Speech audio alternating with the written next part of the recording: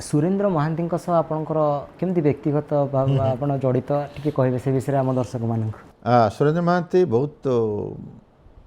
बड़ मनीष थे जी बड़ लेखक थे बहुत बड़ मनीष कौन कह दी तीन टा कथा कहीदे गोटे कथा तो कहली कथा पत्रिका जो बाहर मत दायित्व दि जाता मूलर मु गली जे सार पाखे गोटे लेखा आने हाँ देवी देवी कहीकि देलेनी अवश्य गप नुआ गप लिखा कष्ट मु गाड़ी खाला पर बुझुची मुझे सार देले जमी गप तर थाकर था मत गोटे दे था गपटा लिखा केते कष्ट आईडिया आसो कि से समय झंकार पत्रिकार संपादक सरोज महांती आसिले गोटे गप देले मु अभिमान कली मुझे आपण तांकु देले आम निज पत्रिका देले से हसले कहले तुम प्रजातंत्र सहित महताब सहित मो संबंध जानिच कारण जो से पाई सुरेंद्र महांती प्रथम पुरस्कार ओडिशा साहित्य अकाडेमी हरकृष्ण महताब से सुरेंद्र महांती लिखिं कि षड्यंत्र कर से पुरस्कार वंचित कराइला एवं महताब विरोधी थे से भाई पक्षर देपर तुमको तुम अभिमान करछ मु तुमको गपन गोटे धारावाहिक देवी तेणु कथार प्रथम धारा उपन्यास बाहरला एवं कथार दुई जन विख्यात लेखक सुरेंद्र महांती विभूति पट्टनायक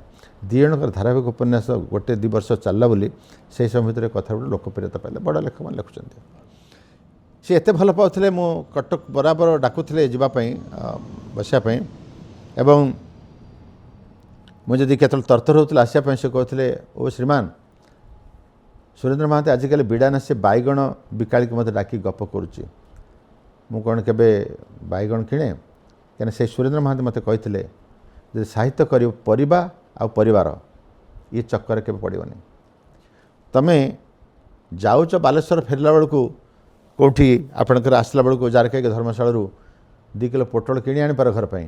किंतु पोटल किणिक आण बोली भाविकी भुवनेश्वर बाहरला बेलू झूला धरिकी बैग धरी जाइथिबो ताले बाटर फुटी जो कई कढ़ पद्म कढ़ से गुड़ा तुम पोटल भाई दिशो तेणु साहित्य बहुत मूल्य मागे तेणु ये परिवार चक्कर पड़ोनी मु बैगण कथा बुझे कहीं एत निस्संग हो पड़ता से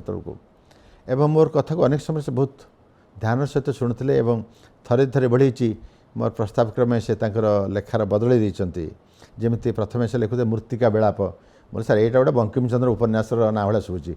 से फटा माटी देले आउ थे से गोटे शेष स्तंभ लिखुते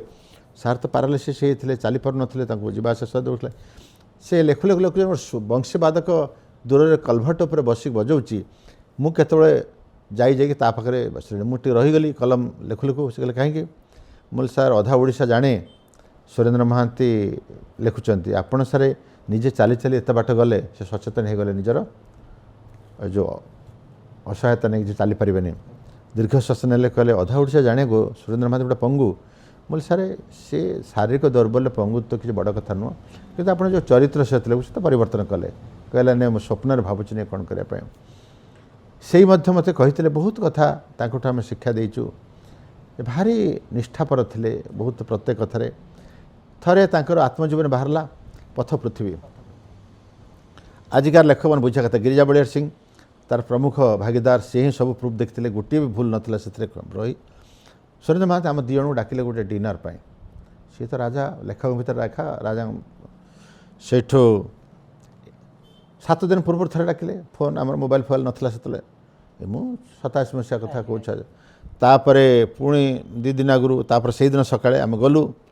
आम पाखे बसिकी केते रकम कराइला मछरे केते रकम होता सब मटन ये से यहाँ खाओ सेटा खाओ सेटा सार बसचंती से सूर्य आम सब से कौन माटी दीप भी नुह मुझे पड़े गले दूर को मोर चाकू चाकू चाकू चाकू स्वाधीन भाव में खाते से बस कितु से खाइले आम खुआले खुई सारापर लवंग गुजरात सब दिगला सार बसता मैडम बसता पत्नी एवं शेष पर्यंत जह्न राति मन अच्छी सेमती बाड़ी धरिकी आसिले सीढ़ी तौक पहाच को एवं कहले तुम आसिल बहुत खुशी हो यंग मैन शुभरात्रि इति स्नेह एत सांभ्रांत एत कौलिन्य एवं आंतरिकता एत निष्ठा ये सबू जमी देखी जमी आउ जन से बड़ लेखक मनोज दास भर देखी मनीषटा बड़ मनीष खाले तार लेखारे लेखा तो समस्ते लिखुंट व्यवहार भी सेमती लेखा क्या मनीष तार जिते से चरित्र सहित तार लेखक स्वभाव सी मिसीज से बहुत बड़ा हो